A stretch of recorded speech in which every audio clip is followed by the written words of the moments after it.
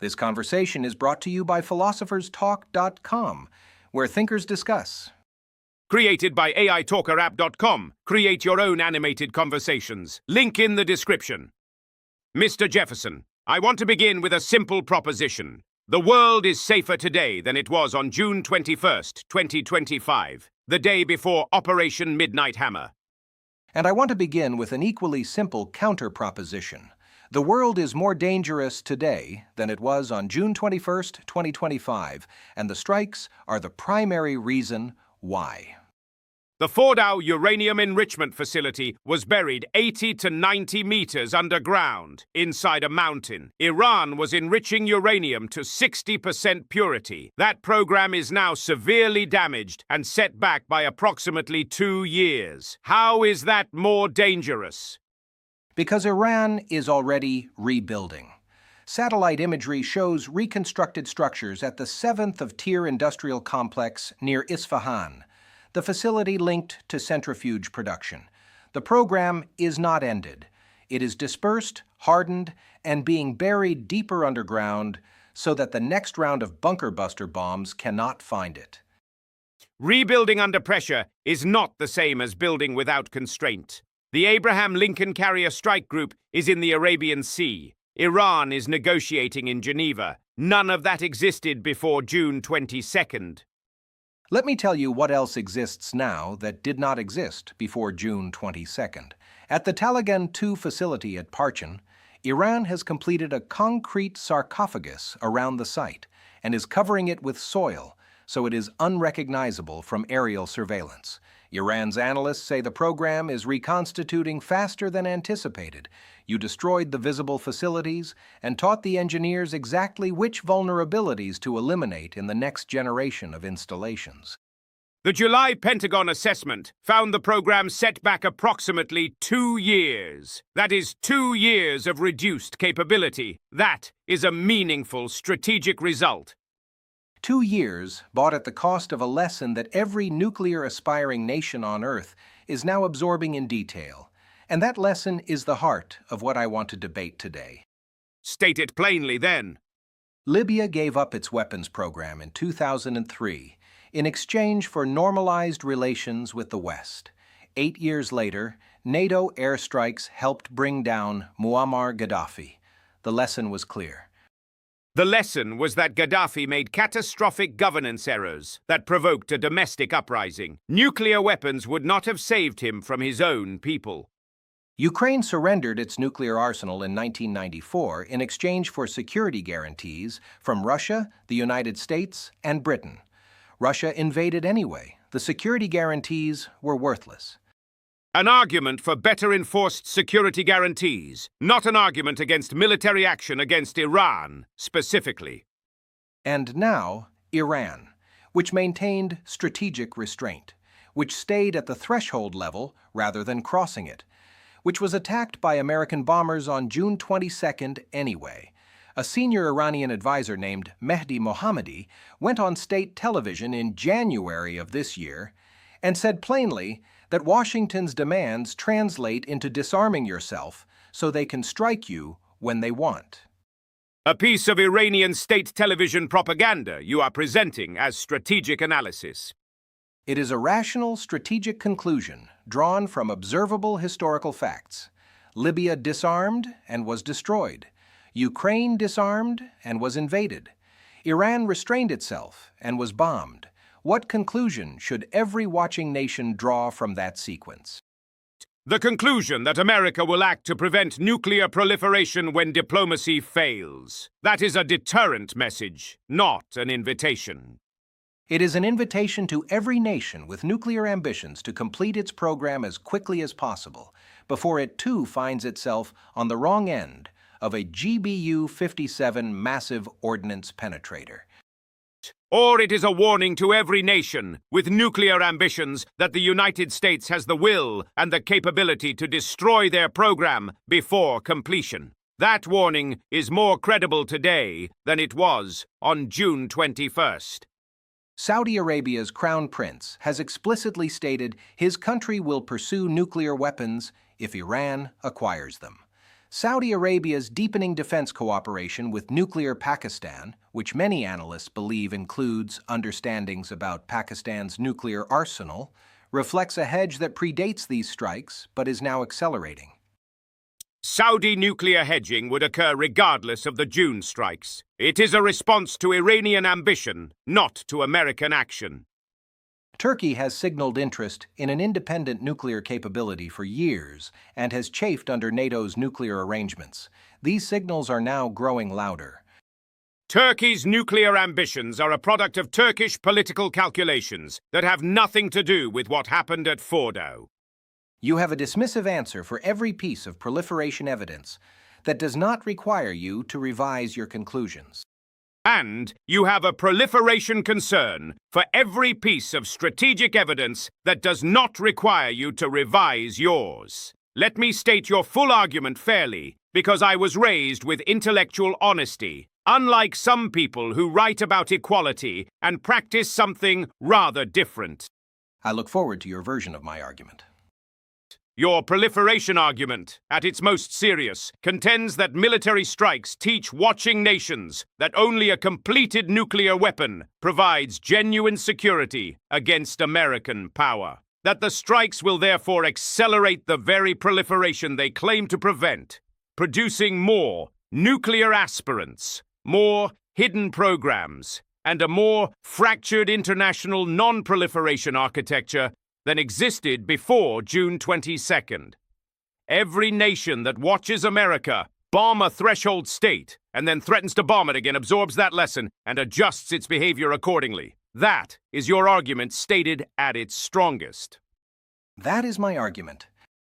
Now I destroy it. The alternative scenario, in which the United States watched Iran cross the nuclear threshold without military response, carries its own proliferation lesson. That lesson is that determined pursuit of nuclear weapons, regardless of American objection, eventually succeeds. That lesson is absorbed by Saudi Arabia, by Turkey, by every regional power watching Iran. You count the proliferation risk created by the strikes. You fail to count the proliferation cascade triggered by an Iran that successfully acquired nuclear weapons while America issued strongly worded diplomatic statements. I will now return the courtesy and state your argument at its strongest, though I want to be honest that my generosity here is tactical rather than admiring. It always is with you. Please continue. Your argument is this: Iran's nuclear program was not a theoretical threat.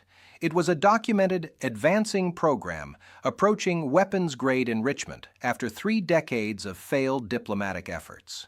The strike set the program back 2 years, created the negotiating pressure that produced the Geneva talks, and demonstrated that American threats carry consequences.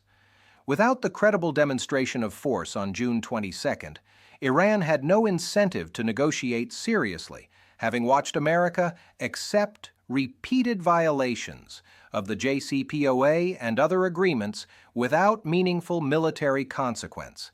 The bomb creates the negotiation. Force without cunning is brutality, but cunning without force is impotence. That is your argument. Stated more elegantly than I deserve. Proceed. The flaw is this: the Geneva talks are not producing a deal. Iran's foreign minister says there is good progress and that both sides have agreed on guiding principles. The American side says Iran has not yet acknowledged the red lines. Those are not the same outcome. Meanwhile, Iran is reconstituting its program faster than anticipated, building concrete shelters over its most sensitive sites. And the Abraham Lincoln is in the Arabian Sea because the strikes did not end the threat. They delayed it while simultaneously teaching Iran exactly how to make the program less vulnerable to the next round of strikes.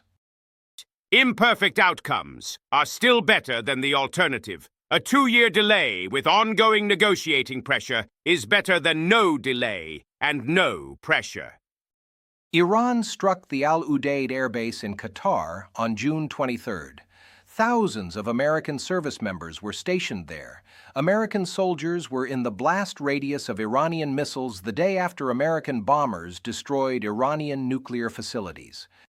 Iran gave sufficient warning that American aircraft had been evacuated. No Americans died. Iran needed a face-saving response for domestic reasons, but could not afford genuine escalation given how severely its military had been degraded by Israeli strikes. You call that a sign of safety? I call it a calibrated exchange, in which both sides demonstrated resolve without crossing into open war, followed immediately by a ceasefire on June 24th. That is a successful deterrence outcome. That is a successful deterrence outcome until the next miscalculation, until the evacuation warning does not arrive in time, until an Iranian commander acts without authorization, until an incident at sea triggers an escalation that neither capital intended. And the alternative, in which Iran possessed nuclear weapons and the United States had done nothing to prevent it, is safer from miscalculation. A nuclear-armed Iran would not reduce the risk of regional incidents. It would raise the stakes of every one of them to an existential level. We have replaced a world in which Iran was approaching the threshold with a world in which Iran is racing to reach it before the next American strike, building its program deeper underground and faster than before, while every watching nation recalculates the value of nuclear weapons in their own security planning. We have replaced a world in which Iran was approaching the threshold unopposed with a world in which Iran knows the cost of crossing it unopposed. Those are not the same world.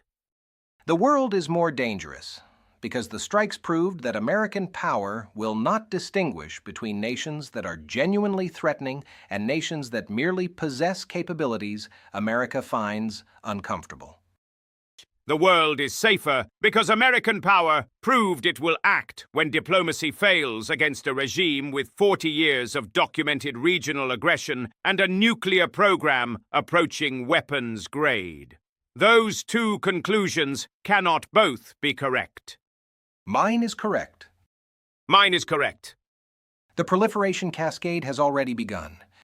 The proliferation cascade was already underway before June 22nd. You are blaming the fire department for the smoke. I am blaming the fire department for knocking down the building next door while putting out the fire, and then being surprised that the neighbors are installing new smoke alarms. The neighbors were already installing smoke alarms. The neighborhood was already on fire. You want to argue about the fire department's technique while the houses burn. I want to argue about whether the fire department's technique has made the remaining houses more or less likely to burn. That is the entire question. And the answer is less likely, because the most dangerous house is now severely damaged, and its owners are in Geneva talking about whether to rebuild it. And the answer is more likely because every other house on the street is now pouring concrete over its basement and racing to finish what Iran started before America notices them next. Iran enriched uranium to 60%. That is not a theoretical threat. That is a program that needed to be stopped.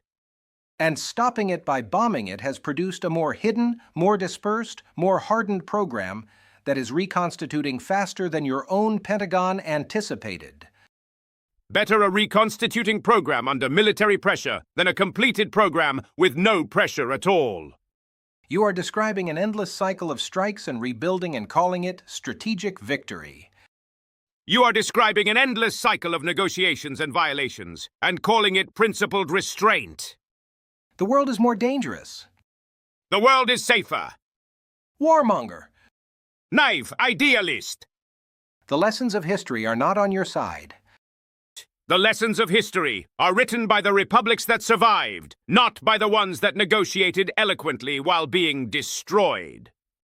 Proliferation is accelerating because of June 22nd. Proliferation was accelerating because of Iran's program. You are treating the symptom as the disease. Please like this video and subscribe to Philosopher's Talk.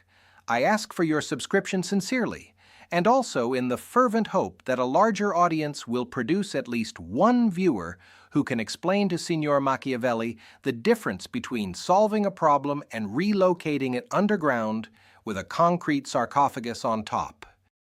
Subscribe and like the video. And know that if the preceding debate has left you agreeing with a man who argued that the correct response to a nuclear facility buried inside a mountain was more diplomatic correspondence, you are either very patient or very easily reassured by elegant sentences. Both qualities are admirable. Neither quality is sufficient for the actual situation in the Arabian Sea. PhilosophersTalk.com for the debates. AITalkerApp.com to create your own. I would suggest creating a debate between two people who actually agree with each other, as a palate cleanser after this one. AITalkerApp.com. Create your own conversations. May I suggest choosing interlocutors whose public philosophy and private conduct are not separated by quite the distance that separates the author of all men are created equal from the man who owned over 600 of them. Like the video. The world will decide which of us was right about proliferation. I intend to be correct. As do I. History will judge us both. History always does. It simply tends to favor the side that was still around to read the verdict.